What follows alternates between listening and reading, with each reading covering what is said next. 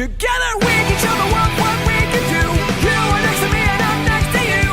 Pushing on through until the battle's won. No one's gonna give nothing to us. Into each other we put our trust. Standing united after the fight is done.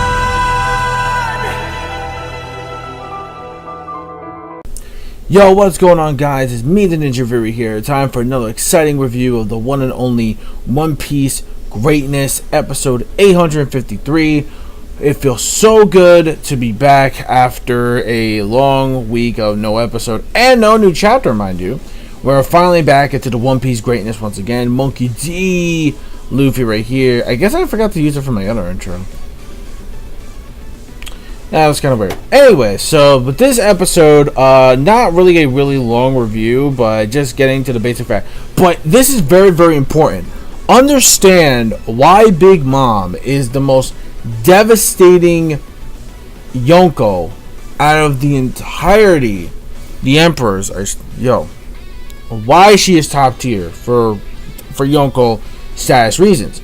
She's able to do the impossible, break the unbreakable, roll, fight the power, and have a big-ass tsunami tidal wave coming after the Thousand Sunny.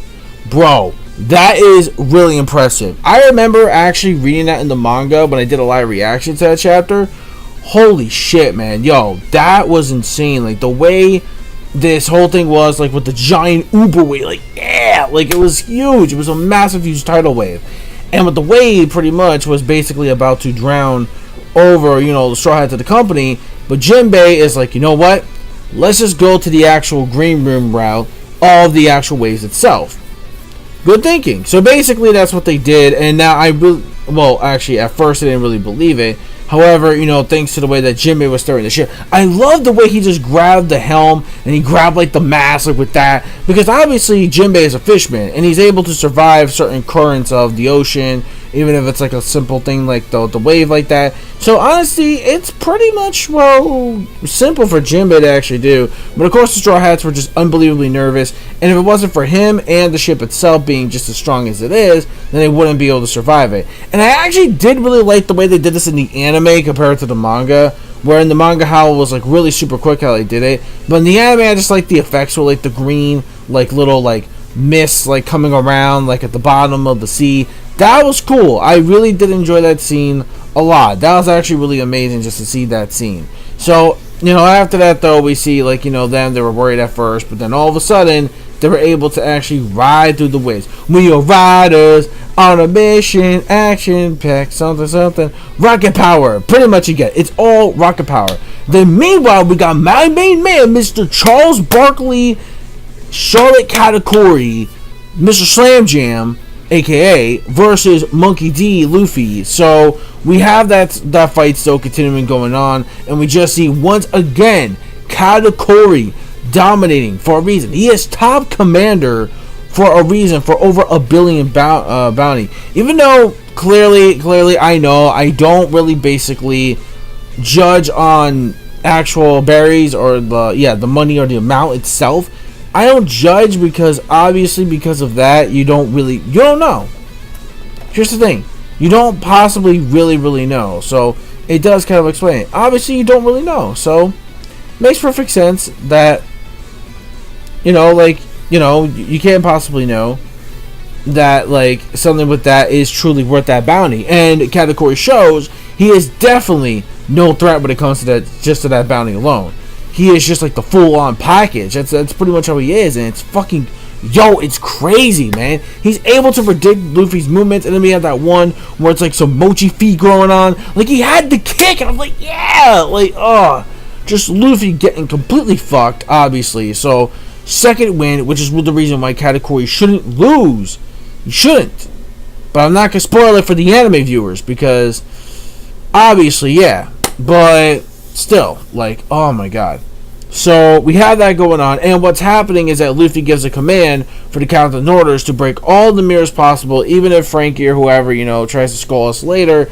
Doesn't matter, because I want this between a fight between men, a fight between meeting Katakuri. And that's pretty much what we got for the episode right there itself. Where basically, like, they understood and they're just trying to break every mirror in sight. Because the arrows, were still burning down the ship and, whatnot.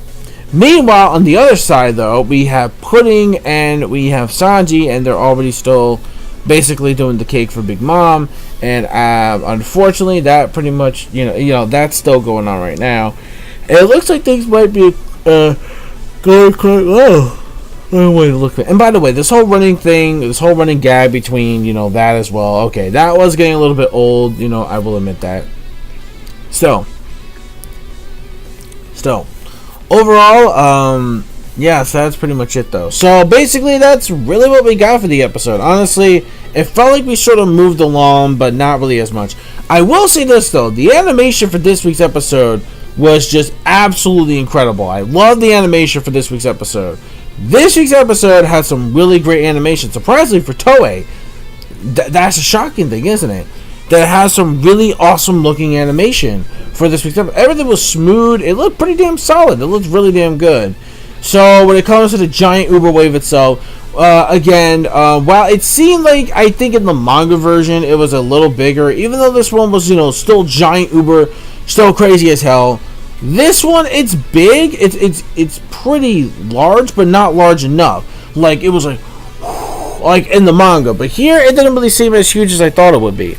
But overall, that's pretty much my opinion on it. So overall, when it comes to this episode, sorry this review wasn't really long, but I felt like, story progression wise, we moved along a little bit, but not as much. Sadly, they'll say, that's how Toei, when it comes to the One Piece anime in general. So what do you expect? Overall, though, when it comes to this episode, it was pretty solid. I'm going to give this episode a 4 out of 5. Definitely really enjoyed this week's episode. It was really good. It was a really good episode. Really enjoyed it. Really did enjoy the animation. Like the tense moments, it was there. It was actually, really damn good. Really damn good. So with that being said, that is pretty much it. I am done. Don't forget, let me know your thoughts in the comment section below of this week's episode. And don't forget also to rate, comment, and subscribe to the video. Click that bell. Join that squad. Also, do not forget to follow my gamer tags and my social media tags. And, of course, the chat room, which is the Plus Ultra Discord. Until then, peace, soul, love, chicken grease, and the sky got in the roof. Is the limit. And manga fans, keep supporting what you read and what you watch. I will see you guys next week, of course, for the next episode, 854. And for the manga folks, I will see you all once again for this coming week for the next One Piece chapter. Bye.